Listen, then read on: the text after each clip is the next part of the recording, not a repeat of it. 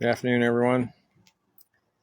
As the world goes to war, the question remains, how do we respond to it rather than just reacting to what's going on? And for me, my effort is to, grow food and build shelters and restore tribes and that kind of stuff. To be able to provide and protect for me and my tribe as, the world burns down. Now, I wanted to talk about specifically how that's done. So what I did is remove myself from being a feudal serf. At the time, I didn't fully comprehend how to do that, but essentially, technically, all an individual needs to do is tell the king through his court that you refuse to do service, and service is the payment of fees or labor in exchange for protection from the king.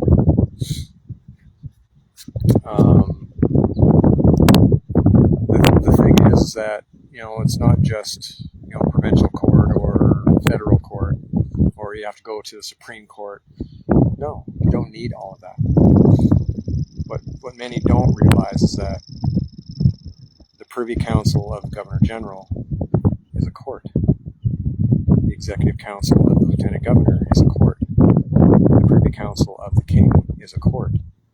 So if I give notice to that court that I refuse service and emancipate myself as being a subject of the king, and instead have Creator, Spirit as my master, then I've done my due diligence. But it goes beyond that as well too. It also means that I'm no longer have the right to any benefits or privileges provided by the king, which means I can't receive employment insurance or healthcare or payments from child tax credits or carbon credits, whatever it is, because the process of emancipating myself means that I have to turn over any tenures, and a tenure is a grant to possess property or a grant for certain privileges like driving or owning or being a taxpayer or any of that kind of stuff. I have to give all that back. That also includes the driver's license, the birth certificate, the passport, the healthcare cards, and all that kind of stuff, because those aren't mine. I was holding them, but I'm not the owner of them. The king is the owner of them. And that's why I don't try to capture or claim a certificate of live birth or any of that kind of stuff, because it's not mine. Pardon me.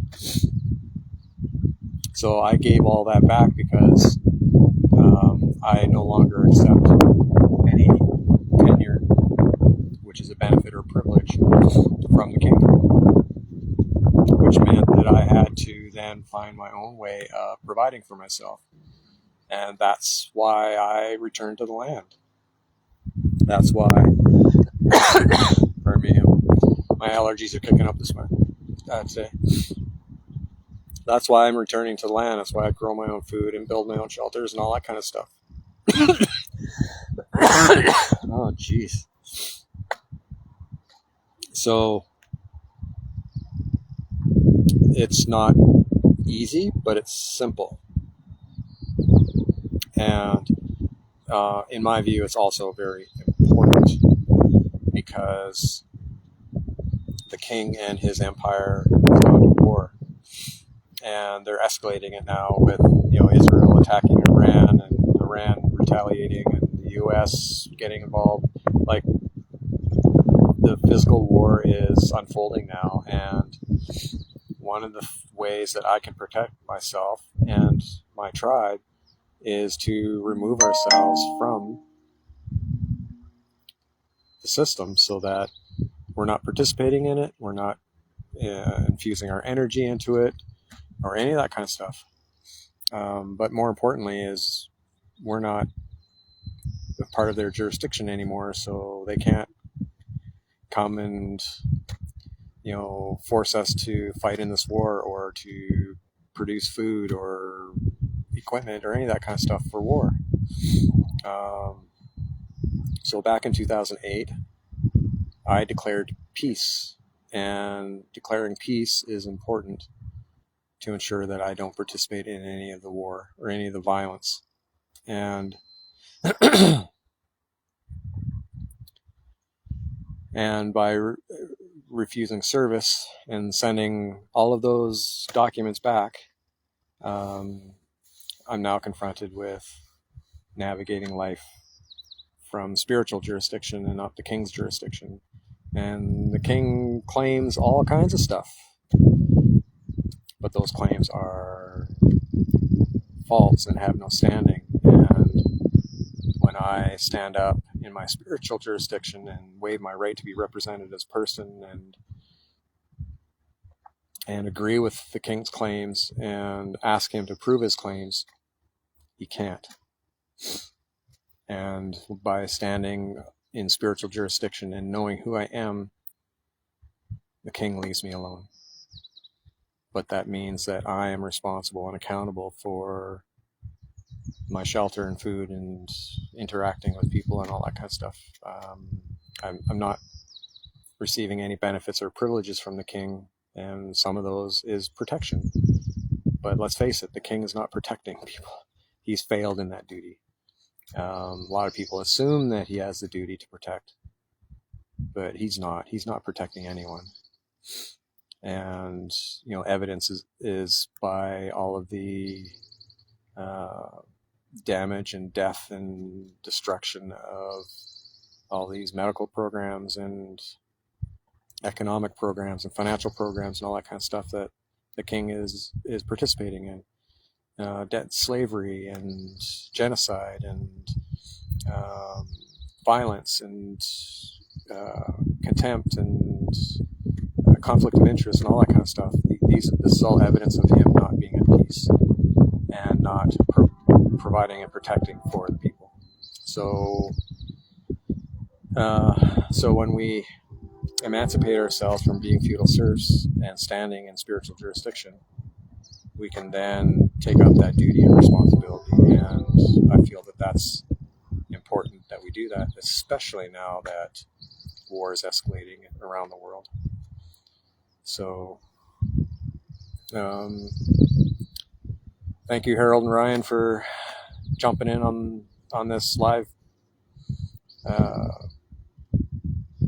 video, and love you both, and thank you to everyone for listening to my videos, and I hope this is helping, and I'll continue to share more info to help us all navigate what's going on in the world. And this is going to cause a lot of chaos, and the tools that people have been told that are going to be available for retirement and for looking after ourselves, I don't believe they're going to be there. And so what do? Well, this is what we do. We return back to the land and start healing our relationships and reconnecting in tribes and loving one another. Yes, Harold, love is the fulfillment of law. We've got to start loving one another, but that also means not taking any shit, and that's going to be a tough one. Love sometimes is not nice.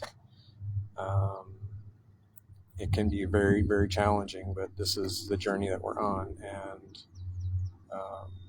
I pray that these videos that I'm sharing helps to navigate, because there's lots of people out there that are freedom fighters. They're fighting for freedom, but they're at war. This has to be done through peace. have to peace for freedom, not fight for freedom. It may seem odd, but I know in my heart that that's the path that we need to walk on, and that's what I've been working on for the last 20 years. So I hope this helps. I love you all.